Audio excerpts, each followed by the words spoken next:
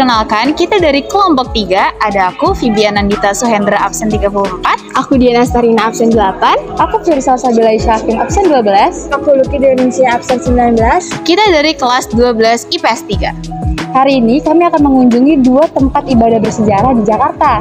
Kali ini kita akan berkunjung ke Gereja Katedral dan Masjid Istiqlal. Penasaran? Yuk ikutin kita!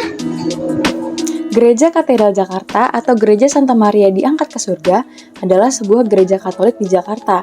Katedral yang kita kenal sekarang sesungguhnya bukanlah gedung gereja yang asli di tempat itu, karena katedral yang asli diresmikan pada Februari 1810.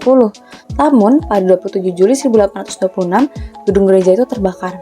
Kemudian pada tanggal 31 Mei 1890, gereja sempat roboh oleh masalah struktur. Dan pada malam Natal 24 Desember 2000, gereja ini terkena serangan ledakan bom.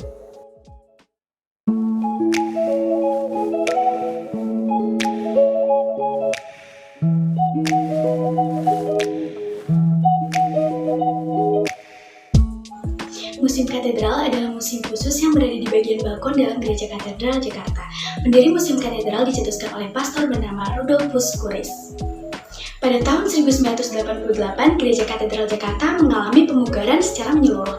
Bagian balkon yang sebelumnya dimanfaatkan untuk paduan suara diubah menjadi museum.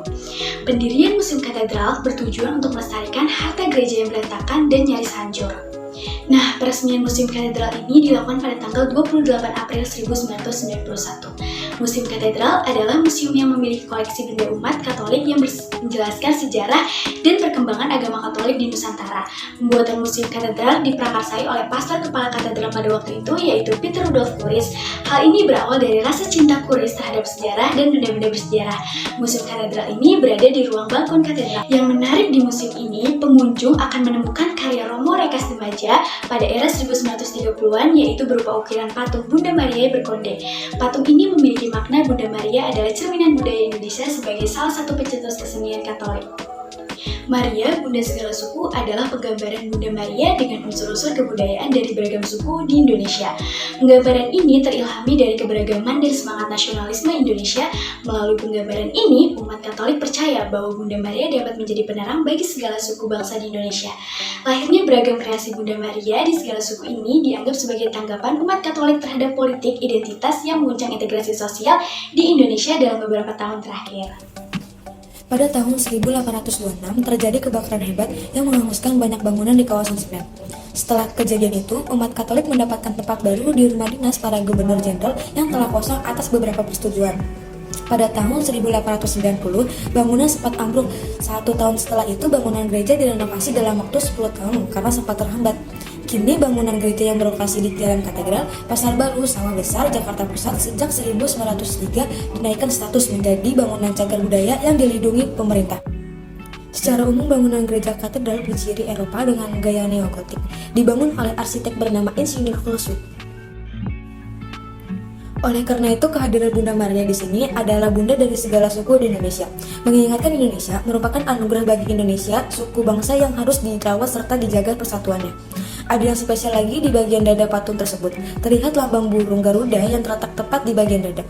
Selain itu, patung tersebut juga terlihat mengenakan kain batik panjang berwarna biru muda yang digunakan sebagai selendang. Pada tahun 1808, Pastor Christian mendapatkan pinjaman sebuah rumah bambu. Setahun kemudian, umat Katolik mendapatkan hibah sebidang tanah di lapangan banteng. Namun, karena ketiadaan dana, pembangunan pun belum dilaksanakan. Lalu, pihak gereja memohon kepada Panitia Batavia untuk memberikan sebuah bangunan kecil yang berlokasi di Jalan Kemang, kawasan Senen, untuk dijadikan gereja Katolik.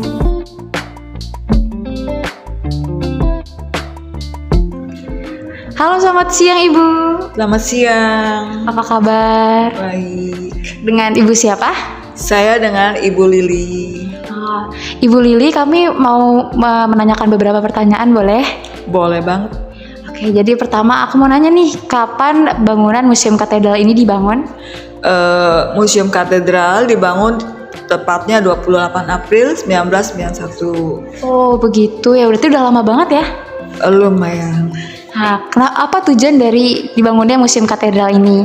Tujuannya supaya generasi yang akan datang itu bisa mengetahui dan belajar tentang liturgi gereja. Oh baik, terima kasih Ibu. Selanjutnya Lucky mau bertanya. Untuk pertanyaan selanjutnya, saya ingin menanya tentang sejarah di sini. Ini kan tempat sejarahnya tuh di dalam gereja itu kan. Nah, mungkin untuk kaum seperti saya yang muslimah, ini banyak gak yang berkunjung ke tempat ini? Sebenarnya kayak seperti museum katedral dan gereja katedral itu kan sudah termasuk destinasi pariwisata.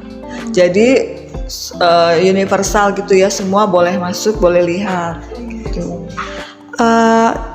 Dengan barang-barang di sini yang saya tadi lihat itu kan barang-barang bersejarah yang kuno. Mungkin ada nggak sih barang-barang yang kuno itu diperbarui yang dilihat seperti lebih bagus, atau emang itu barangnya benar-benar asli kuno? Kalau koleksi itu benar-benar asli, jadi tidak ada yang diperbaharui, paling dibersihkan saja. Oh begitu Ibu. Oke, baik. Terima kasih Ibu Lili. Ya, terima kasih.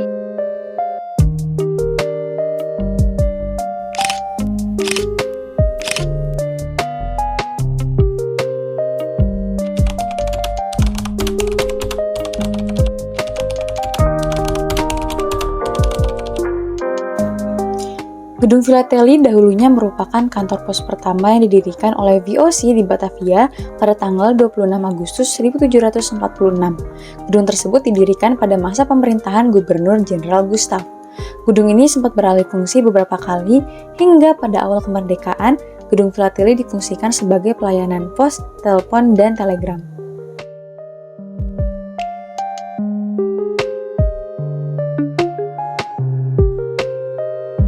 Tak jauh dari gereja katedral, berdiri sebuah bangunan masjid yang sangat megah. Tamannya bak hutan kota, lengkap dengan air mancurnya. Dari teras masjid, kita dapat melihat bagian utama masjid dengan kubah besar dan menara yang menjulang tinggi. Itulah Masjid Istiqlal.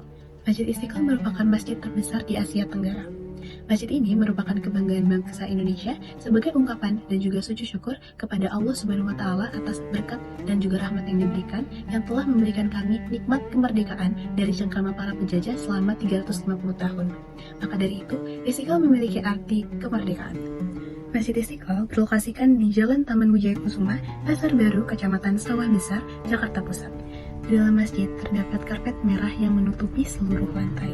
Terdapat juga tiang-tiang yang menopang kubah besar di atasnya. Bagian interior dalam sangat terlihat elegan.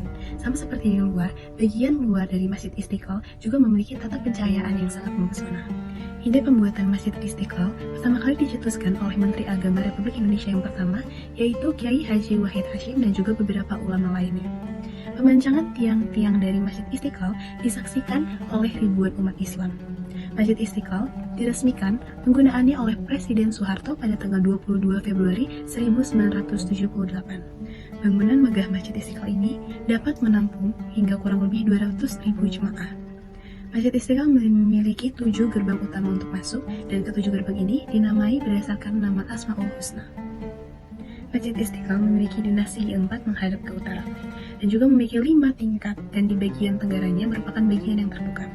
Gedung utama dari Masjid Istiqlal ini memiliki 2.361 tiang pencang untuk menopang bangunan dari Masjid Istiqlal. Namun, gedung utama dari Masjid Istiqlal ini merupakan bangunan yang berlantai 2. Untuk lantai pertama merupakan perkantoran dan juga ruang pertemuan, sedangkan untuk lantai kedua merupakan area sholat utama dan juga terdapat teras terbuka. Gedung utama masjid dengan ruang sholat utama menghadap langsung ke arah kiblat, kemudian untuk teras terbuka menghadap langsung ke arah Monumen Nasional atau Monas. Masjid Istiqlal juga memiliki berbagai sarana dan prasarana seperti kubah besar, gedung pendahuluan, taman raksasa, teras raksasa, koridor, menara, dan sarana prasarana lainnya yang mendukung kegiatan dari Masjid Istiqlal. Masjid Istiqlal telah menjadi kebanggaan bagi seluruh warga Jakarta dan juga menjadi tempat beribadah di hati seluruh warga negara Republik Indonesia.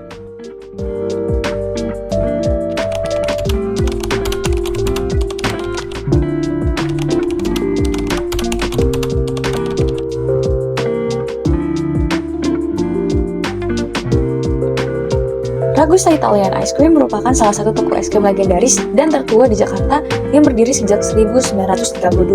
Menurut Ketua Komunitas Wisata Kreatif Jakarta, Ira Latif, Ragusa Italian Ice Cream didirikan oleh Ragusa bersaudara, yaitu orang asli Italia bernama Luigi Ragusa dan Vincenzo. Namun karena beberapa alasan, mereka memutuskan untuk kembali ke Italia. Sekian perjalanan kami hari ini mengunjungi 2 tempat ibadah terbesar di Jakarta. Kami kelompok 3 12 IPS 3 pamit undur diri. Terima kasih semuanya telah menonton dan kami mohon maaf bila ada kesalahan kata. See you on the next video. Bye.